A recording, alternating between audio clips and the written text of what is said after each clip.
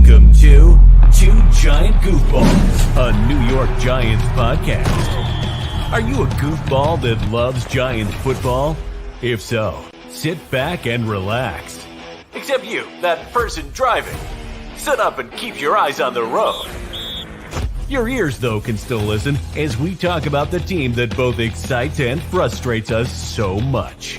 And now, here are your goofball hosts, Drew and Rob.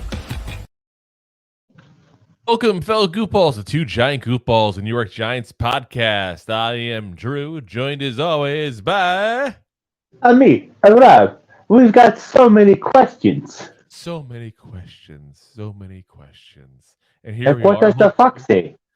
I believe we were given multiple options on that one. Ooh. The secret of the fox is an ancient mystery somewhere deep in the woods. I know he's hiding. Such a random song to bring up. That's going to be one of those songs in like 10 years. Somebody like, what the hell were these people smoking back then? They listened to this. Kind of like, like... Who let the dogs out? No, I'm thinking more like kind of like when kids nowadays hear, right, said Fred's I'm too sexy. Oh, yeah. Like, that's probably the modern equivalent of that song. Or when I think about you, I touch myself. No, I think that's generally considered an okay song still. Probably not. Yeah. I guess it depends on the party that's playing it. I guess so, and how much of a creeper they are or not. Yeah. It's kind of like, what's that, the Police song that I'm thinking of? Everywhere you go. Like, that's a creeper song. I'm sorry. Take. Like, if someone dedicates that song, I'll be watching restraining you. order. Like, seriously. Like, restraining order. Yeah, if that song doesn't Can't scream you restraining see order, you then I belong don't to know what me? does. Yeah.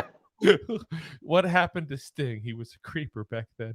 What was the girl band that did that before? One way or another. I'm I going feel like to it find doesn't you. have quite the same I'm meaning going when to it's the other way, though. get you. It doesn't quite have the same meaning because most guys say, "Hey, there's this young girl who's trying to get with you, and she's determined." Like, okay, this sounds like fun. Yeah. Now, a guy says that to a woman. Now it's restraining order time. Right or wrong? That's the double standard. We've allowed that as men. We're okay with it. We like listen. We like attention. Just like the whole teacher sleep with a student thing. When a male teacher sleeps with a female student, that's disgusting. Oh gosh. But when a female teacher sleeps with a male student, high five, cigars, and don't say a word. Let's have a beer. I'll take topics that'll get us canceled on all social media, Alex, for 500. Roberto. Anyway, let's get to the topic at hand here. So there was a tweet that went out a couple of days ago by Tommy G. You guys may remember he was on our show here a few months ago. They're talking about the Giants, their postseason. And he put an interesting tweet out there. Said, most talk is about what the GMs do during the offseason. Let's talk about what Joe Schoen did not do that helped the Giants. And, I thought it was a really, really interesting topic there. And, the great thing is, guess who we have here for you folks here? He just popped on. The man, the myth, the legend Tommy himself here. Tommy G in the house. What's up, fellas? Let's get you on here. Hold on. We got to get you. There we go. There he is. There What's up, he brother? is. How's it going, man? I'm in a goofy sandwich. Good, man. Just You're came in to a hop on goofy for a few minutes. Just finished eating some dinner. Oh, what you have? Baked Ziti, my favorite. Listen, something There about we go. just your accent alone makes me think that you know good food. Oh, I know good food, and I know especially good Italian food. That's like one of my main things. Talking Giants and talking Italian food. Those are my two special talents. We can talk about that all day offline. There we go. We can do that. Like, trust me, that'd be like, yeah, because like that's one thing that I miss living here in Florida is good Italian food. Underrated salt and bucas. What's up, Rob? There's one good place in all of Tampa Bay. One good place in all of Tampa Bay that I will call Italian food. For those living out there, we have a good amount of listeners in the Tampa Bay area. It's called Mazzaro's in St. Pete. That is the only place that I will call that. It is like a big Italian bodega where they have stands for all kinds of different food, for pizza, pasta, cheeses, coffee, like all the things you expect at a legit Italian bodega. Tampa's a good city, man. I used to visit out there near Ybor City. I used to. I know what you're doing, Ybor. There. I know what you're doing, Ybor. Tommy. Tommy's getting in trouble there. Little partying. Yeah. Like, got a cigar, pick up a couple women. Yeah. My younger days, you know. Oh, we've all had them. We all had it. That was me in Seaside back in the day. That was before the fist pumping generation ruined that city. Yeah, I was about to say. I'm an older man. Now I'd go to them like, who's the old guy? Did someone's dad join them? Yeah. Back in the day, you used to go to Red Bank on a Thursday night, go white hunting. Listen, Rob went to Buenos Aires because he had a thing for the Cougars. They had a thing for Okay, Rob. Listen, don't knock his hustle, man. Listen. I ain't knocking it. I'm just pointing it out. He had a clear type. You go, Rob. Which is Penny. He's like, do you have a pulse? Yeah. Wait. Damn. I can hear it. All right, we're good. All righty, here. Before we get canceled a second time this episode, let's get back to the topic on hand. So we're just discussing the tweet there, Tommy, that you gave out, and we kind of took some liberties with some of the stuff that was on there because I don't want to completely take, but I want to give you the credit because it's your tweet. It was a great point. Like, people always talk about what a GM did. They never discuss moves they didn't make, and then whether or not it was the right decision to not make those decisions, for lack of a better term there. Yeah. You know? I mean, not make a decision, make a decision. Yeah, I mean, it's a decision not to do it. Yeah, exactly. Yeah. So, number one we have here is not signing a number one wide receiver this offseason, which is something that Giant fans were clamoring for forever. And, you know, Rob and I discussed it all offseason long. It's not like those grow on trees. It's not like there was 10 of those out here in free agency or the trade market. The only name you can legitimately say has a history of being a number one wide receiver that was available was DeAndre Hopkins. Yeah. Who, let's be honest, is on the wrong side of 30. Who's already have a history of PEDs. Yeah, well, I mean, I don't want to blame him too much for that one because I don't know. I don't know what he took. Well, and listen, he was been a beast before, and he was good afterwards when he came back too. Still, yeah, but I mean, he was on anything. But now he's on the bad side of 30. Like, you don't think he's going to try to take something to make sure he's still a number one? Listen, this guy has excelled. A lot of teams didn't want him either. There's only like 3 or 4 teams in that raffle to get him. So there's definitely where there's smoke, where there's fire there, and he's super talented. Listen, let's go back to the trade deadline. If you want to even go back a little bit further, right? Everybody's clamoring. We need a receiver. We're having a good season. We're 6-1, right? They'd eventually go to 6-2. Get Danny Dimes some help. You get him some help. No, we can no telling where the season could go. Joe Schoen had to say, you know what, pump the brakes, right? And then you start to see some of that capital for Chase Claypool, right? Like Chase Claypool gets traded for the 32nd overall pick in the draft. The guy did nothing basically in Pittsburgh in a great system with great coaching, right? Had a couple of nice, spectacular catches. Imagine the Giants would have traded, say, pick number 25 for him or a second and a third for him. Even in this system, I don't think he works out. He's a prima donna. He says I think it was a month ago, I'm a top 3 receiver in the NFL. Where? Yeah. According you do know to what? Who the president? Man and rookie. Not according to statistics. You know the president of the Chase Claypool fan club. You know who that is, right? Who's that? Chase Claypool himself. Claypool. That's a big fact. That man has like. Well, listen, he's not a bad receiver. Yeah, he's not a bad receiver. He's a solid number 2. He's not your number 1. Exactly. Nope.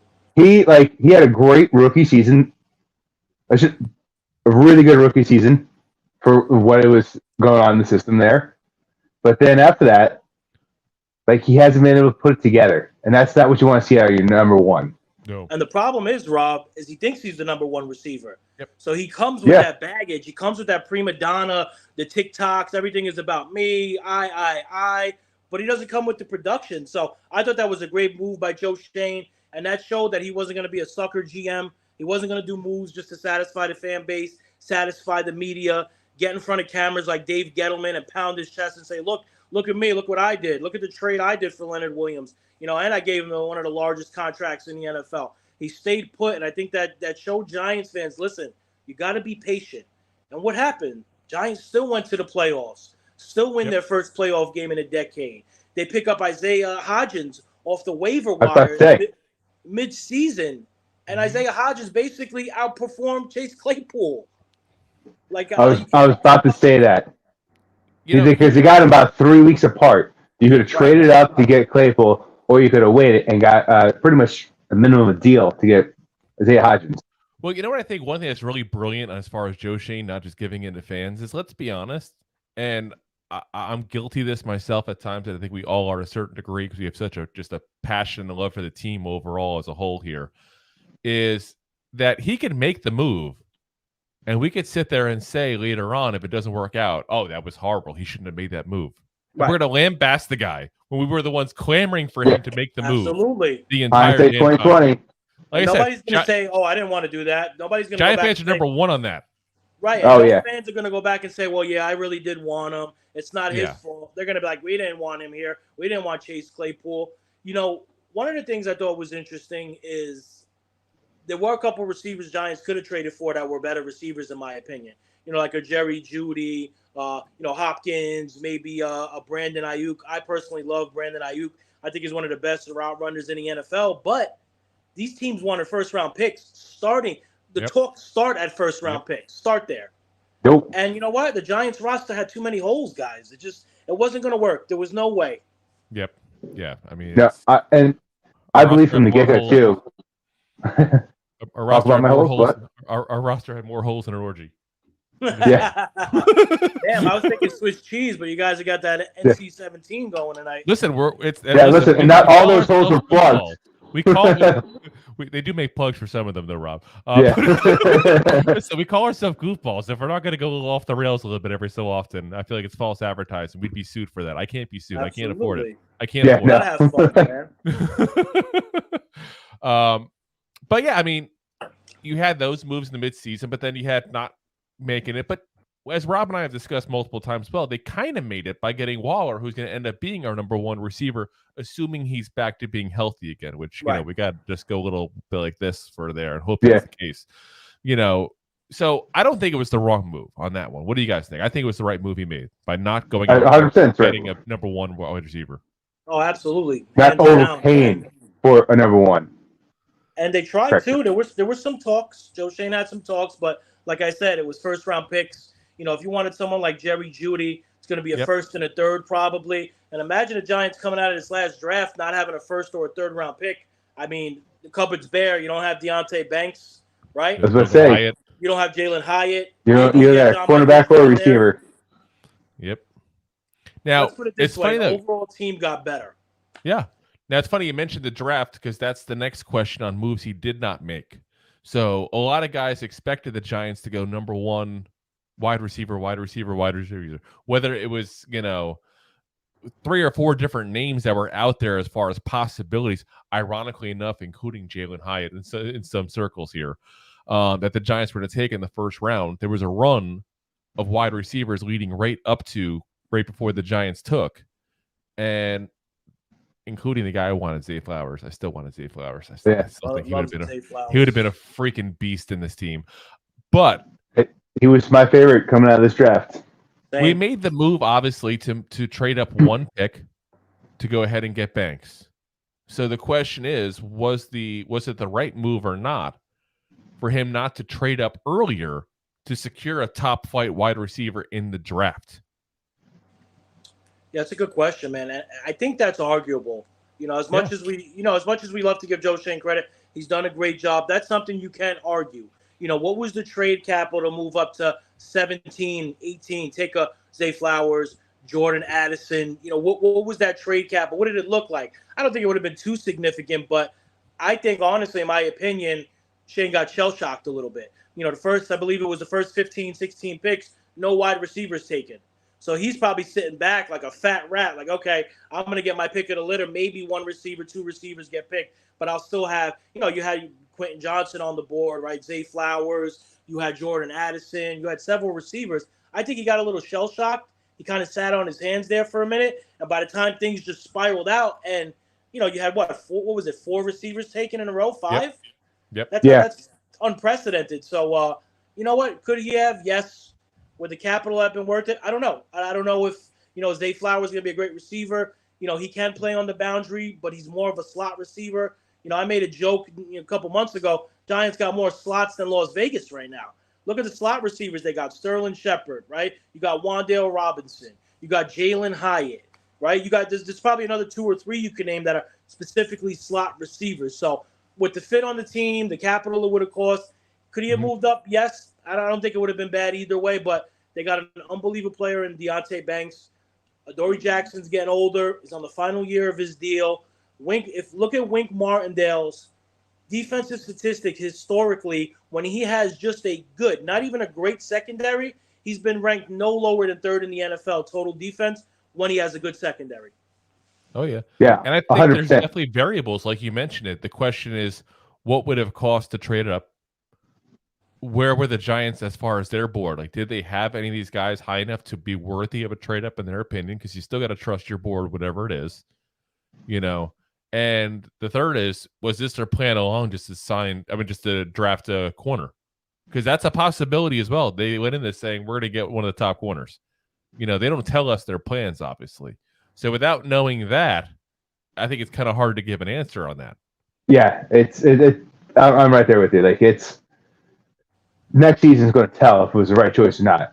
I mean, there's no other way to put it, because you got arguably one of the best cornerbacks that came out of this draft, but you didn't get a top flight receiver out of this draft. You got a great one, but I mean, no Zay Flowers, which one of my favorites. Yeah. But that being said, who was better, better on the side of the football? Was it the defense or was it the offense last year? Who needs to make more improvements? Offense. What part? But what part? Like, our receivers did enough to win games, but we lost a lot of games because our secondary just kind of, like, they would stop, give it up. You can make stop, the case for give either it up. one. Stop, give it up. You can make the case so that's what I'm saying. Like, that's what I'm trying to say. I'm not saying one was better than the other, but they both were kind of like, yeah. I mean, I don't know why. Especially because when our defense was doing worse with, as you mentioned, the secondary, that's because of Dory Jackson and Xavier McKinney with both out, and our defense completely changed for a few weeks. And Darnay Holmes. Yeah, so that roster shouldn't. The roster shouldn't. What was that? What was that? I'm sorry, I couldn't hear what you said, Tommy.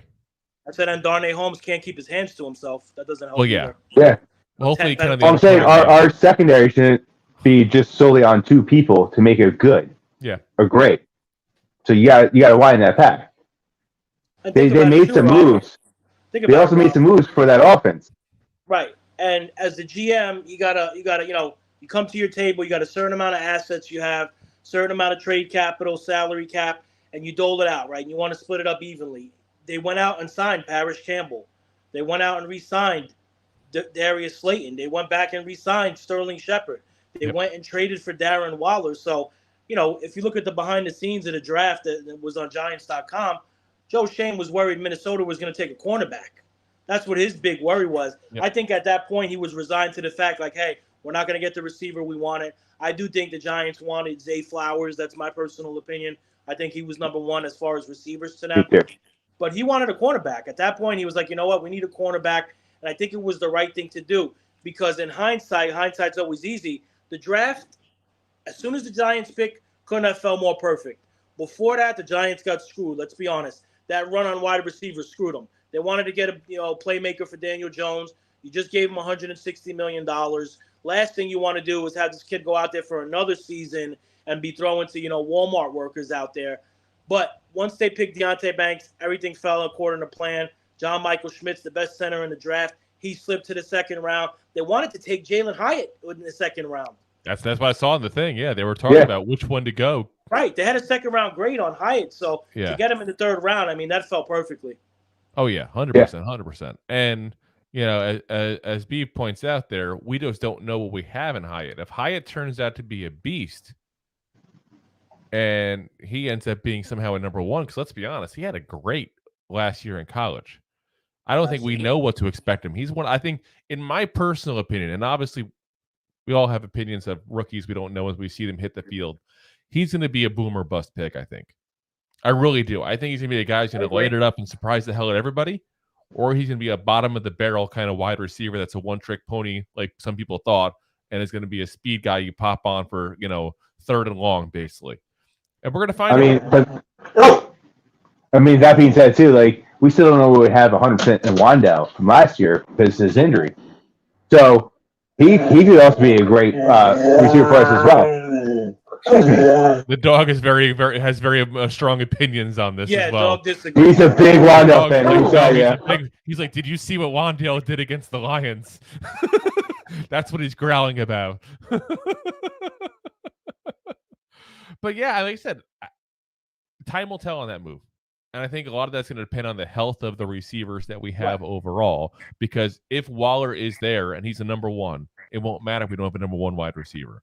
If the guys like Harris Campbell, Wan'Dale Robinson, Sterling Shepard, people like that can get healthy and play well, it won't matter. We'll have enough number twos that we won't have a number one, but we'll have like 5 or 6 number twos. We'll be fine.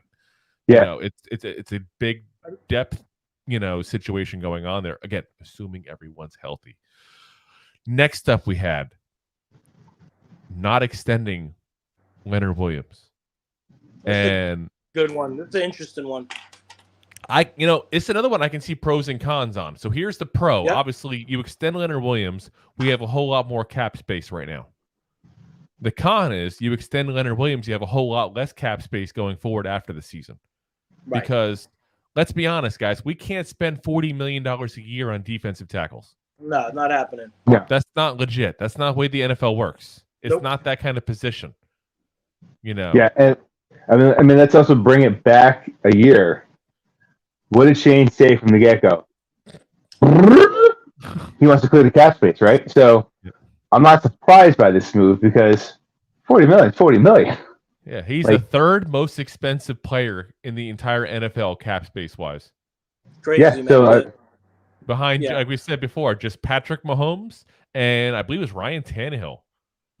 Yeah, I think it was Tannehill guaranteed money. But, he's a great player, but is he going to get that somewhere else next year? No. The following year? Not even no, close. so he wouldn't have got the money he got from us in this contract if he went somewhere else. We just got put in the corner by Gettleman. Surprise. Yeah, that's what I'm saying.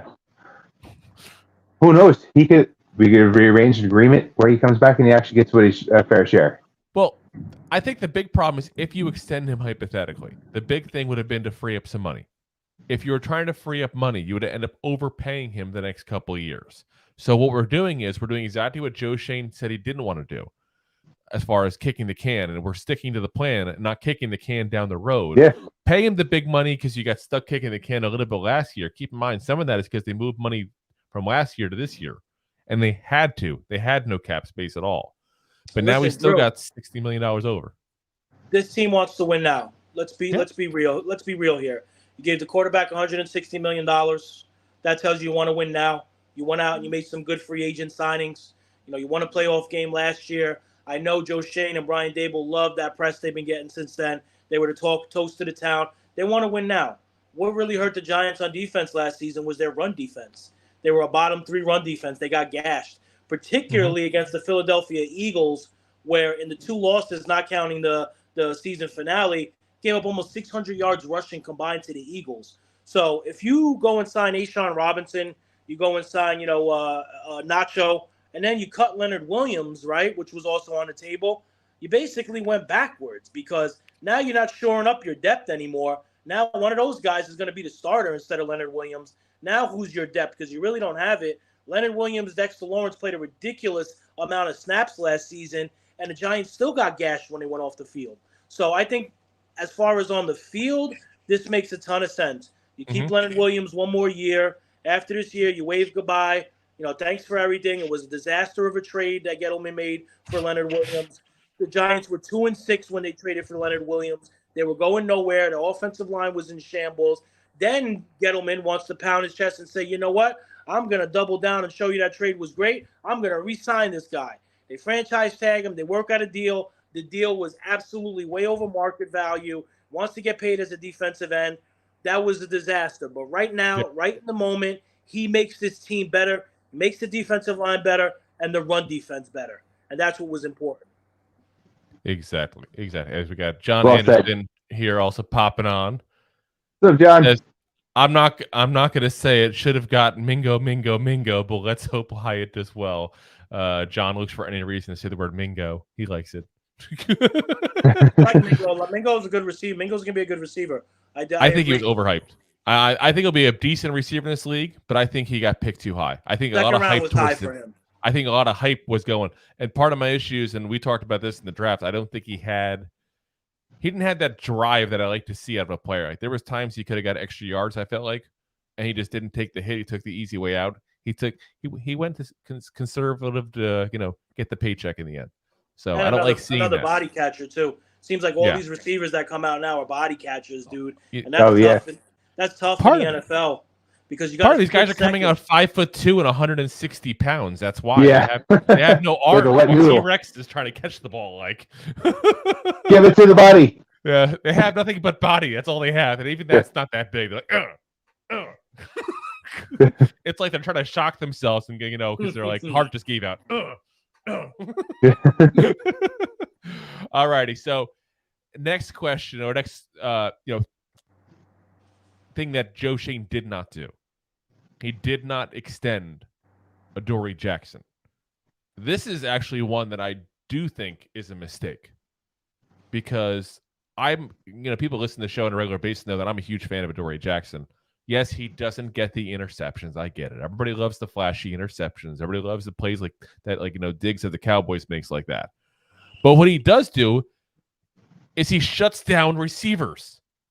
Look what he did in the Minnesota playoff game. How much difference was Jefferson when we had a Dory Jackson? That's all you need is evidence that we should not let this guy possibly go in this offseason because we talked about a minute ago, Tommy, you talked about it. Corners is so important to Wings defense. Right. This is the only proven legit corner we have on this roster right now. The only one.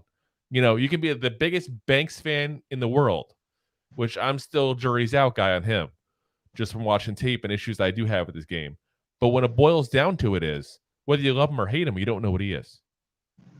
The one guy that we can count on, we're letting him go into this last season on this contract, and we're going to risk losing this guy potentially. I would have re-signed him personally. I would have got him a 2-year extension.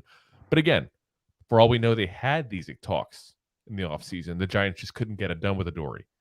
But I hadn't heard a single rumor of them actually sitting at a table and discussing it. So I don't know if that happened or not. I don't think it did from everything I heard. No. And the thing is, we weren't there, so. Yeah. Go ahead, Rob. You want to go? Oh, no, I was saying, but the thing is, we weren't there, so we don't know what happened. They could have offered him something. I actually was there. Yes, it was lasagna day at the stadium, actually. I had some lasagna time. It was very nice. I should have been there. It was great. Meat sauce or no? It was actually from Newark and had a little bit of Brazilian to it. So they add a little layer of ham and a little layer of cheese on top of it like that. Because that's what they do Brazilian lasagna, by the way, if you don't know. Brazilian lasagna is legit. It's good. It's a very nice little combo to add on to that. But, yeah, no, like I said, who knows? We don't know if there was any talks at all. But if there were, they surely didn't go far. No. Well, this is the thing. Unlike Leonard Williams, I give Leonard Williams less than 5% chance coming back next year. Dory Jackson, though, I wouldn't count him out coming back altogether yet. They could still work something out with him. Obviously, as the clock ticks here, it's less and less likely. I honestly think Joe Schoen wanted to go into the 2024 free agency with a clean, fresh slate. They already, like you said, like you mentioned, Drew, tapped into that money because of the Gettleman issues. They got around $60 million right now. I think Joe Schoen wants to go in, clean slate, fresh state of mind. What can we do here? They might still be able to sign a Dory because I agree. Even though he's getting a little bit older and he has been slightly injury prone, he's a great cornerback. Let's be honest. The games that he missed, the Giants got torched in the secondary. Oh, yeah. Darnay Holmes was brutal. Fabian Moreau, who played well when he was filling in for Aaron Robinson, he got exposed when he had to jump up to the second receiver, number one receiver. This was a totally different secondary without a Dory. But at the same time, what would those numbers look like if they did talk? Did he want that number one real cornerback money? I don't think Joe Schoen wanted to do that because you have a Cordell Fly. You have Aaron Robinson, who's still young. Deontay Banks now on the table. You got a couple of young kids out there, and the Giants came out and said that they feel like Flott and Robinson can play the boundary cornerback position. If that's the case, you're looking for more of a slot next year, slot cornerback, and you're going to have either Robinson, Banks, Flott on the outside. So I think some of that schematics came into it too. and probably the injuries. You know, let's be real. Injuries are important for every team, every season. The healthier teams typically win the Super Bowl. But for this Giants team specifically, for them to stay healthy is critical. Their best players are injury prone. Let's be honest. Daniel Jones, outside of 2022, Daniel Jones had missed games every single year going back to Duke. Saquon Barkley, same thing, injury prone every single year except for last year. Darren Waller, you know, he's fell off in the media as far as how good he is, mostly due to injuries, right? Offensive line. Evan Neal missed games last year. Joshua Ziti, Ben Bretter, you name it. This team has to stay healthy. If they don't stay healthy more than any other team in the league, they're going to struggle. And I think that might have had a little bit to do with not, you know, re-signing the Dories, you know, extending him and, you know, kicking the can a little bit. Yeah, and I'll say this, though, on the injury front. Last year, I'm not even blaming Adoree because I'm blaming Dable still for letting him return punts. Yeah. I'm 100%. Don't let this man return punts. He's not your punt returner. He is an injury-prone player you needed. And you put him in a position that got him hurt. That was one of Daboll's bad decisions last year. And people fought me on that. Oh, he's an athlete. You know, he's a football player. Look at Deion Sanders. Look at this one. Look at that. Okay, that's fine. But this is the number one cornerback on a team that already has a ton of injured players. You don't have any other good cornerbacks behind the guy. You know what I'm saying? We're not talking about the 1994 Cowboys here where they're stacked across the board. That was a disastrous decision. And he only returned, 3 punts before he got hurt? And look at the play that he got hurt. I think it was the third return he got hurt. Look at the punt return he got hurt on. He didn't brace himself properly. He didn't move. The guy dove right into his knees. He didn't try to hurdle. He didn't try to sidestep him. He's used to being the hunter, not the hunted. It's a big difference when it comes to hitting. Do we not learn from our lesson? Listen, Richie James had a bad game, 2 fumbles. Why didn't you put Brightwell on there? Right. Anybody Brightwell should have been back there.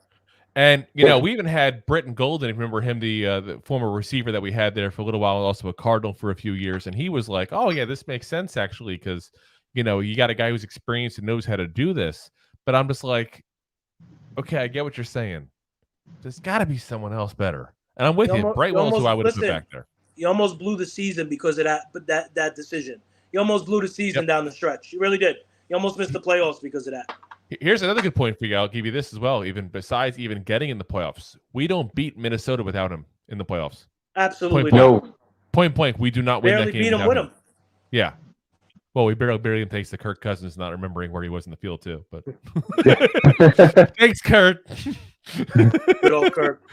Now, you can also question overall, and that's the next one we have. The next move he didn't make is he didn't sign a solid veteran corner. And that's a question I have. I know a lot of people mentioned, and we put him on the photo here for the thumbnail for the episode. Marcus Peters, who obviously worked with Wink over in Baltimore, coming off an injury season, so he's going to be cheaper than he usually would be. Has an excellent track record in this league overall. And my biggest concern, and Rob and I talked about this ad nauseum prior to the season starting last year. I said, what's going to happen when Dory Jackson gets hurt and Aaron Robinson is now your number one corner? Obviously, it worked out a little different than we expected. Yeah. But it still was a scenario that without him, we were screwed. So now what's going to happen this year if Dory Jackson gets hurt and Deonte Banks, the rookie, and let's be honest, rookies struggle at this position often. This is not a position you walk into and become a star. Yeah, like Sauce Gardner is an anomaly, an amazing anomaly. Try to say that 10 times fast. Anomaly. Hippopotamus. You give them the easy ones. But it's like, you know, I think people are expecting now that it's easy to go in and be a great corner because of what him and Tariq Woolen over in Seattle did this season. That's not normal, folks. Listen, fans do that all the time, though. Well, they do it with receivers now, especially because receivers, you know, 1 or 2 receivers just smoke the NFL the first year and get 1,000 yards as well. But that's not normal for a corner. So what's going to happen when Banks is now the number one corner, and you're putting A-Rob or Flott out there as number 2? Like, that's a scary proposition. Or, okay, listen, Rob will tell you I'm the most negative guy in the world when it comes to the Giants. And I think a lot of Giants fans are. Let's be honest. We've been There's burnt a lot of by them out there. Absolutely. We've been burnt by some bad moves over the years. We've had some great years. But we've had some horrible years too. Okay, I was around for the Dave Brown years. Just saying. So what happens if, let's say, Banks doesn't do well and takes some time to develop? We go, you know what? Maybe we should give him some time to learn a little more before we keep exposing him because he's not playing well. That's not, I'm saying he's going to be a bust. I'm not going to that extreme. But I'm saying, let's say he needs some time. We want to bench him for a little bit, give him a little time to get a little better in the system and everything. Now, if Dory gets hurt, what? We're back to A-Rob or Flott being on the number one now? And to your point also, Drew, especially in the Wink Martindale defense, not easy on the cornerbacks, man. Yep. He leaves those cornerbacks on an island by themselves. They need to hold it down for 4 or 5 seconds. The pressure gets in. So this is not a typical zone defense. Your cornerback could get smoothed in little by little, give a 5-yard cushion, 7-yard cushion. No, it's man press. It's physical. And you got Aaron Robinson, A-Rob. He's been hurt his whole career too. So you could have a situation where you got multiple corners hurt. So I agree. You could have went for a corner. I said the same thing about a situational edge rusher. You could have went there as well. But that's kind of, those two things are kind of like, okay, we'll see what you got, Joe. We'll see, who was right at the end, because you can make a great case that you could have signed a vet corner, a vet edge rusher, a situational guy. So those ones, time will tell. Yeah. And the only veteran we did sign, we did sign Amani Aurier from the Detroit Lions. I know some people might point at that listening and go, wait, we signed this guy. Listen, first off, the best thing about Aurier is listening to people try to pronounce his name. Okay, first off, that's how I love the different ways I've heard this name pronounced. But I mean, if you listen to people who follow the Lions, and we reached out to a guy that I know personally that does cover the Lions for a podcast as well, said point blank this guy was getting burnt left and right. When you get benched by the Lions last year, that means you suck. Let's not even try to put there's no sugar on this pile of poo. Like this guy was horrendous last year. So you can't really count on him. So like I said, to me, we needed a veteran corner. I'm not saying we have to go get Marcus Peters necessarily, but we need to get somebody that in a pinch could start and has a track record and could even be a second mentor to Banks as well, potentially, Also, Drew, look out, because DB's coach, when he spoke a couple weeks ago, Henderson, he said, hey, we're fine. We'll slide safeties down into the slot. We don't care. We're going to move pieces around. They went and they signed Bobby McCain from Washington. McCain has played. He's a safety now, but he has played cornerback. He has played slot, boundary, can play free safety, can play box safety. So I think the plan is to play around a little bit with the personnel instead of going with your traditional boundary corner, slot corner. I think they're going to play around with some sub packages. They did it last year with the 3 safeties. So I think this is one. I think this is one I would agree with you on, though. You could never get mad at having veteran experience brought in. Never. Yeah. So I agree with that point, but if I'm going to play devil's advocate, right? So we already talked about how Shane's done right moves. Why would you advocate for the devil, good sir? Why would you advocate for the devil? Because I like Iron Maiden. Did you not see this Al Pacino movie with Keanu Reeves back in the day? It's never the beast. They're wrong. Hell and fire.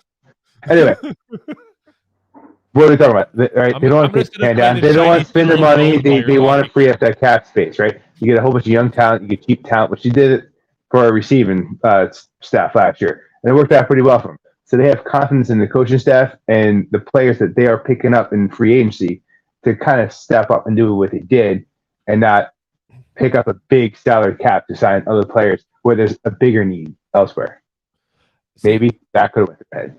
I think just saying, the concern we have as Giant fans when people hear that. Yeah, we don't have enough cap space. That's our big. No. But here's what I'm saying. When you hear them say, "Oh, they're confident in who they have and who they drafted," that reminds me of Gettleman and Joe Judge talking about the offensive line a couple of years ago, when there was an obvious we were not supposed to mention anymore. I'm just saying, that's what it reminds me of, because there was an obvious need they ignored, and to me, this is an obvious need we ignored. This is a quintessential. They ignored it by drafting a cornerback number 1 in the draft. You're right. They ignored it. No, but what I'm saying is, you got a guy you don't know what he got yet. We just talked about how difficult it is. Rookies don't come in and. I understand what you're saying, but they didn't address it. They made the moves. They thought the guy let's get an impartial person here. Tommy can be the impartial person in this whole scenario. If I had to ask you, Tommy, for a percentage of hits on the first round corners in this league, what would you say that percentage is? I'm going to go, as far as how many hit, I'm going to go 30%. So we got a 30% chance we have a corner. You're right, this year. And like we said, I do love are we winning? Man. Let's be real. Let's be real before we go any further. Are we going to the Super Bowl this year? Are we winning the Super Bowl? Hopefully, you're right. Probably, you're right. That's the wrong guy. Let's be realistic here. We're going to do it really soon, and they're trying to put that team together now. So you think you have a guy that you could develop over the next course of the year that could be an ace next year? That's going to be legit, like 10th of the cost of picking up a veteran for what? Not winning the Super Bowl this year? Sign me up. Also, just to intervene, they did draft Trey Hawkins in the 6th round at Old Dominion. Obviously, listen, it's a 6th round pick. You're not going to hit the lottery most of the time on a 6th round cornerback. But I will say I did have intimate knowledge of him playing there and watched a lot of his tape. Big, physical, strong cornerback. Can play outside. He can play that boundary. Like I said, I'm only saying that because I think the Giants feel like they have guys. Of course, they're going to give us the GM speak, and we like the guys we have. We're going to roll them out. Of course, you're going to hear that. But until Joe Schoen gives us a reason not to believe it, you got to kind of tip your hat and say, let's do this. That's all I'm trying to be at. Like, I'm not saying we shouldn't have got a veteran. I'm just saying maybe this is what they were thinking. You were advocating for the devil, good sir. Iron Maiden. Who's ball for the devil, Bobby Boucher? Fellas. I do got to hop off. I got some stuff to take care of. Before I leave, I wanted to give you guys a major shout out.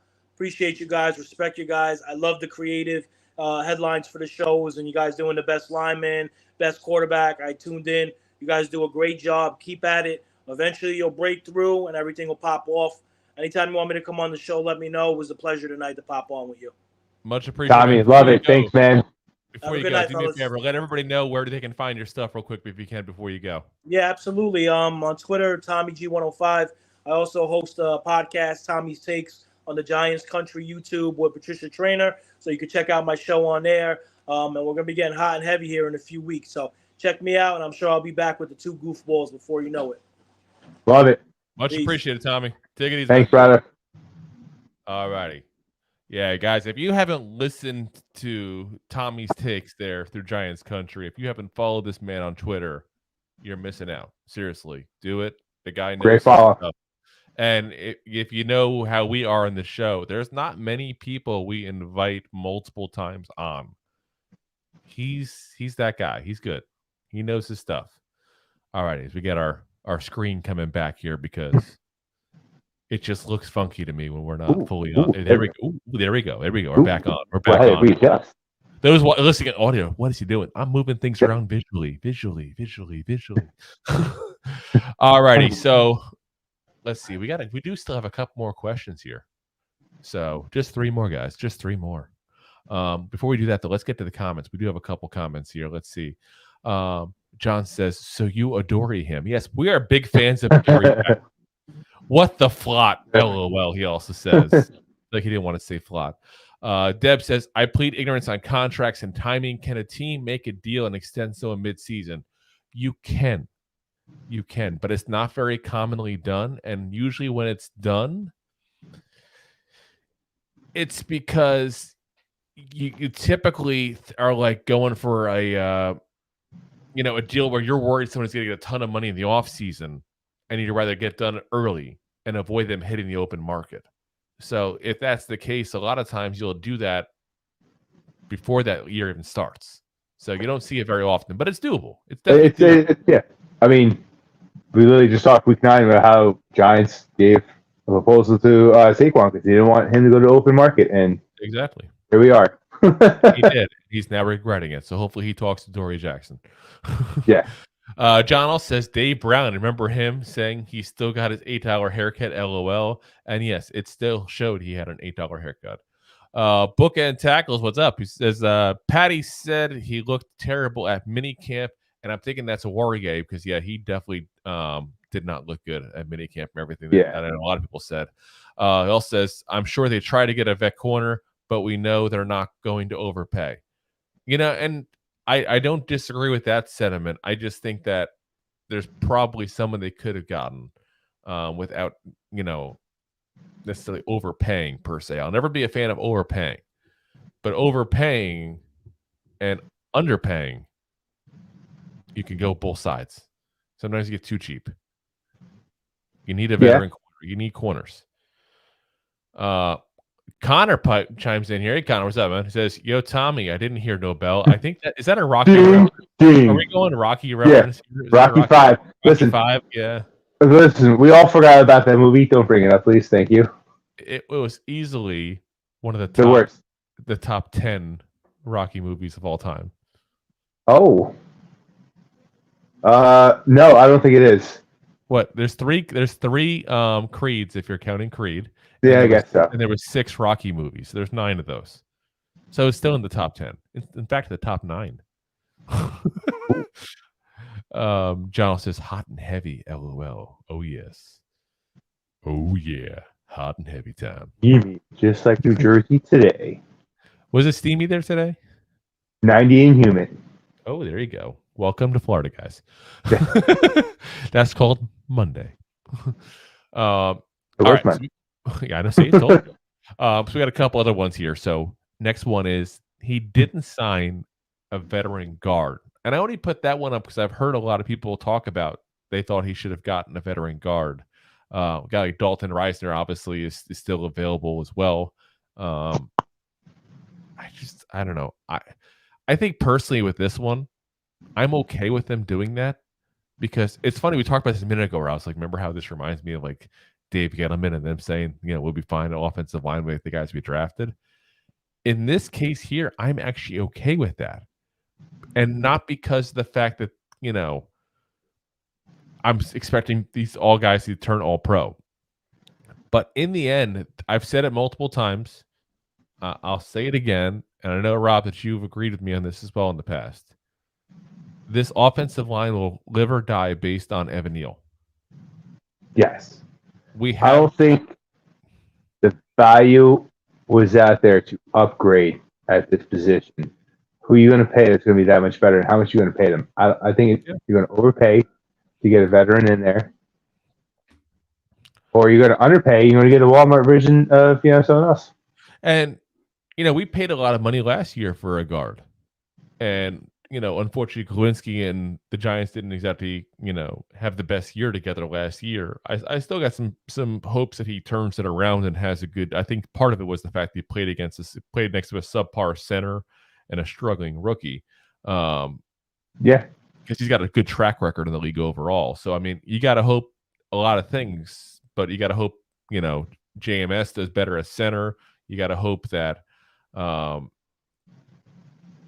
got to hope that Evan Neal improves, and you got to hope that having better talent around helps Kolinsky. And you got a much better line. I don't think we need to rush to go get a guard. I think people are just like, they want to fix every problem in one off season, and that's not realistic. And I think any Neal guard we could have afforded would not necessarily have been an upgrade of what we already have. Correct.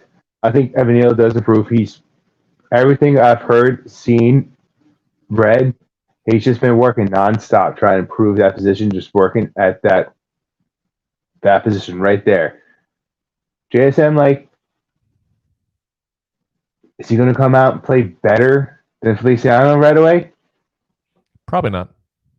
Probably not. So towards the end of the season, he is hopefully though. Yeah. I've said that already, but I think you can't fault him not being well, which is going to affect the line over there. But if Evan Neal steps up, then it actually could kind of still all work. It's going to be one of those things where we could look back at it and say it could be the wrong move to make. But we could also look back and say it's the wrong move to get one if these younger guys pan out. And if you don't have a spot for Josh Ziti to potentially take over a starting position, then you wasted a 3rd-round pick last year.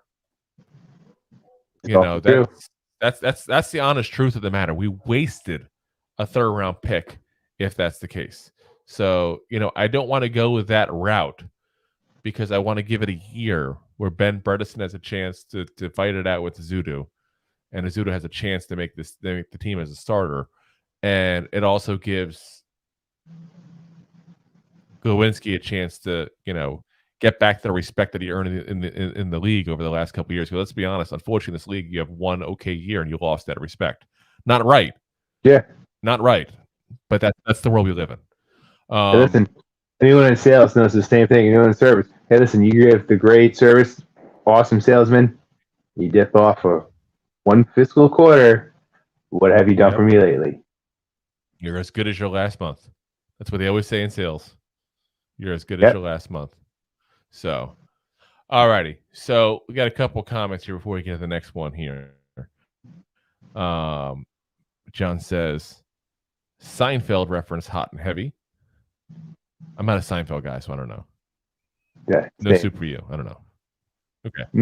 I know that one. Soul Brother number 1. What's up, man?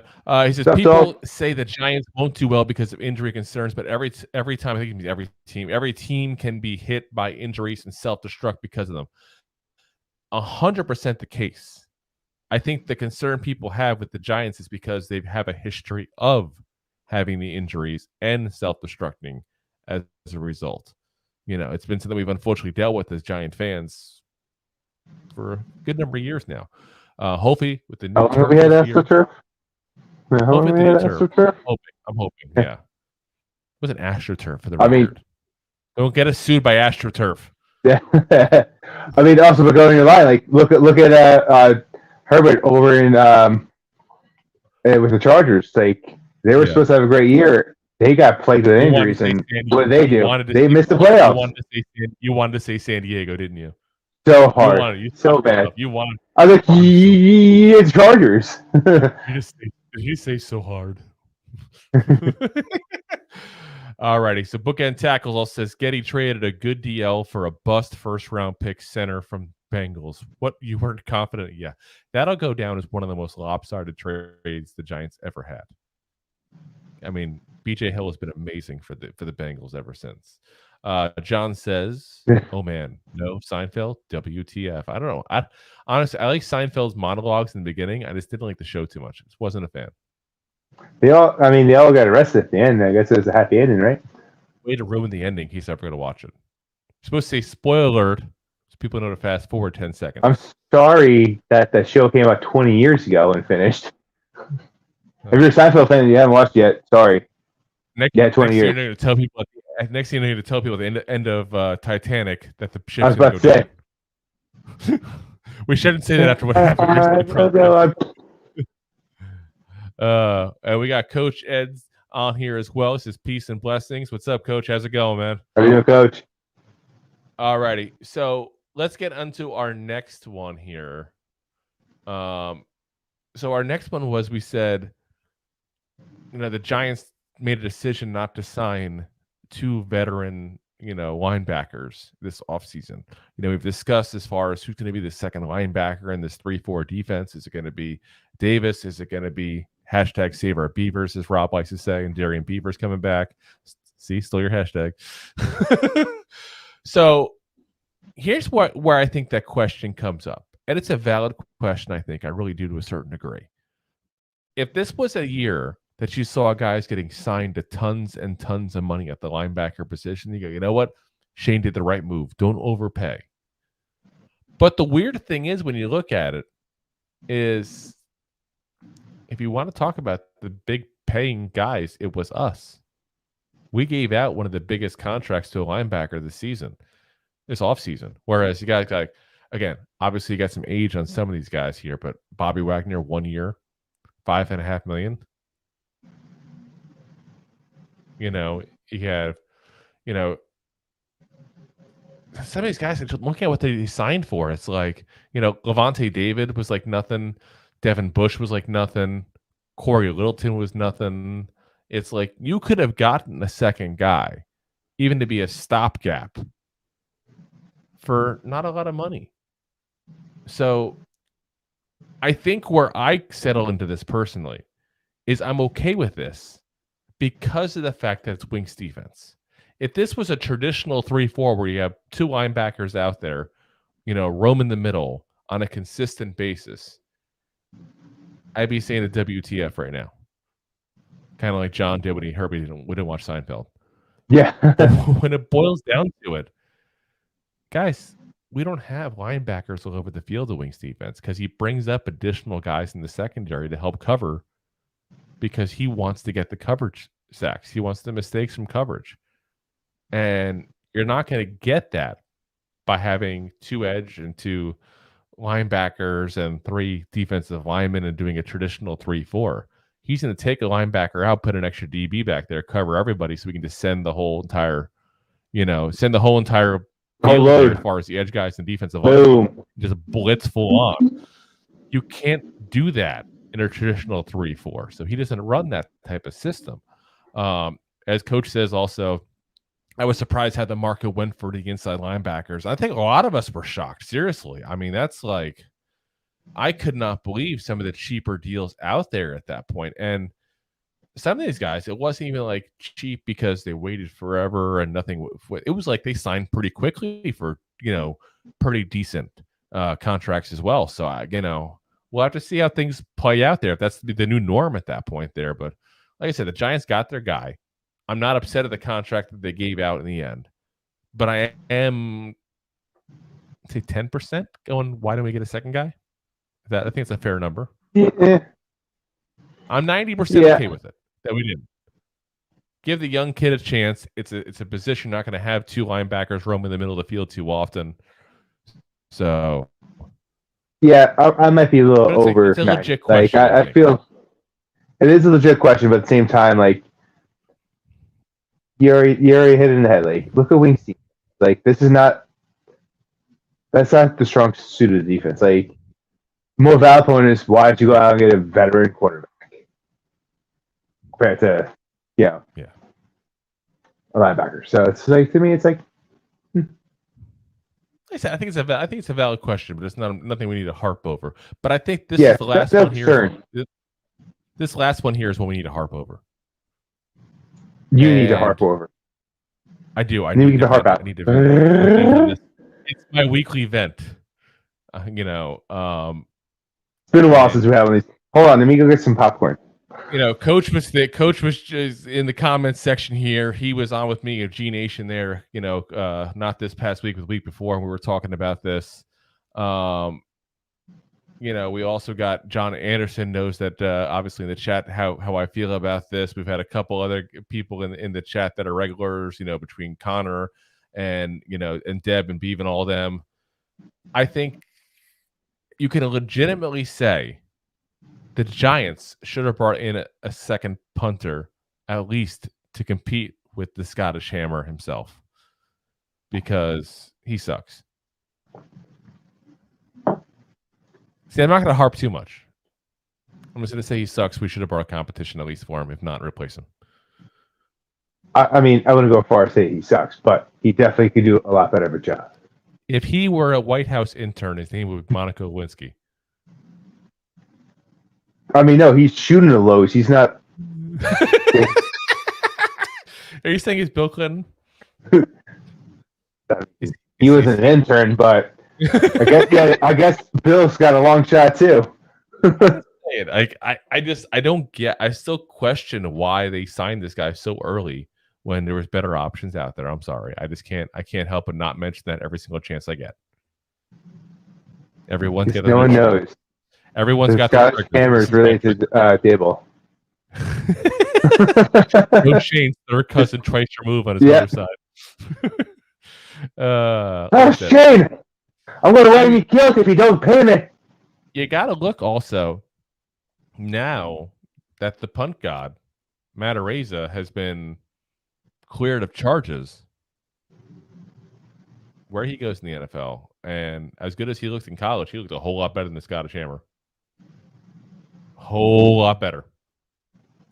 Like I said, to me, I think him not bringing in at least competition for him is a concern and a mistake. Care to share any thoughts, Rob? Don't let me harp forever. I don't loathe the hammer like you do. I actually kind of enjoy just talking about him a little bit, but he definitely needs to learn a little geometry and to figure out how to angle his kicks and maybe let off the gas a little bit when he's a lot of geometry. Yeah, maybe Neil deGrasse Tyson can teach him some things. Yeah, I mean it's not astrophysics; it's a little to the left, a little to the right. So it's a little different. It looks like it is the way he plays. But I do agree they should have brought in competition. They probably shouldn't have jumped all over that, like killed the man with the ball. They probably should have been like, you know what? Hams, you did good. You could have done better. We might be talking elsewhere. Let's negotiate, or maybe let's not pay you so much. They gave him a contract right away. And they were like, okay, yeah, let's just do this. We're good. Next position. Like, if you watch the Giants on a regular basis and you know anything about punting, this guy our special teams is what it's not what killed us last year, but it was definitely no. But you can lacking. you can definitely say that some of the moves, like him waiting half an hour to actually punt the ball, sometimes was an issue. You can say that, the issues that they had as far as, him not ever going for the corner was an issue. There's a lot of issues. You didn't have to get all that airtime either. Well, I was about to say those fastballs. Well, it's airtime when he kicked it down to the back of the end zone. When he's on like the 40-yard line, like this guy didn't understand positioning on the field whatsoever. Absolutely didn't. So, like I said, I just think that they should have gone ahead and brought in some competition. I'm still kind of hoping that they do that because I think that's fair. At least that. Yeah. They need to bring you some competition at the very least. I'll try to say it that way instead of being a total hater. But instead, they gave him a contract that if we cut him, we lose $1 million in dead cap space and we save $600,000. Mm. So he's going to be around. You're not going to eat $1 million on a punter. Yeah. Now, next year, you can cut him and lose just $500,000. So, I mean, next year, who knows if he doesn't play good this year.